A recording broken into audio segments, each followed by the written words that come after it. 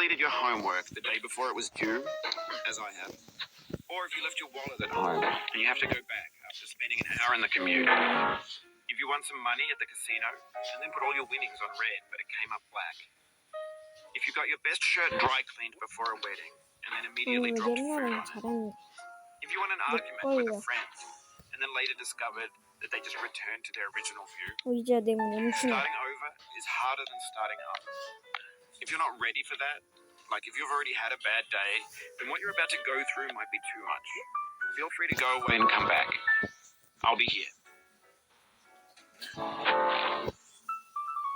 Alright, thanks for coming with me on this trip. I'll understand if you have to take a break at any point. Just find a safe place to stop or quit the game. Don't worry, I'll save your progress, always, even your mistakes. This game is a homage to a free game that came out in 2002 titled Sexy Hiking. In it, your task is simply to drag yourself up a mountain with a hammer. That act of climbing, in the digital world or in real life, has certain essential properties that give the game its flavor. No amount of forward progress is guaranteed. Some cliffs are too sheer or too slippery, and the player is constantly, unremittingly in danger of falling and losing everything. Anyway, when you start sexy hiking, you're standing next to this dead tree that blocks the way to the entire rest of the game.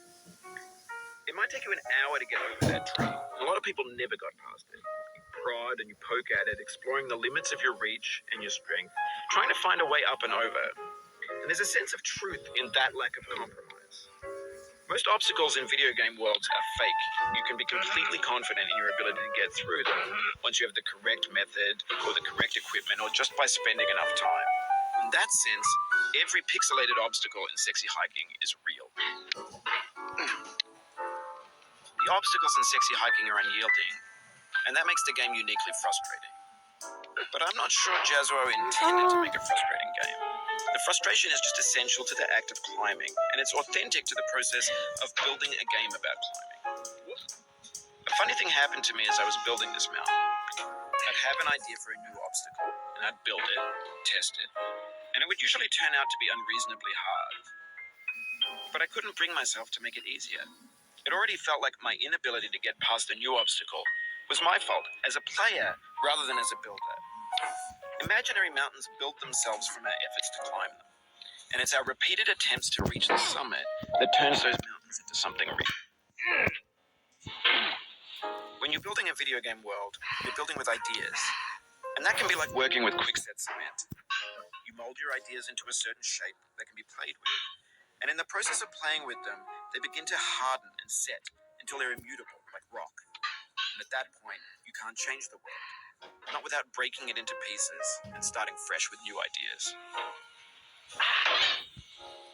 For years now, people have been predicting that games would soon be made out of prefabricated objects, bought in a store and assembled into a world. And for the most part, that hasn't happened. Because the objects in the stores are trash.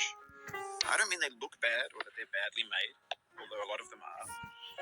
I mean they're trash in the way that food becomes trash as soon as you put it in the sink. Things are made to be consumed and used in a certain context.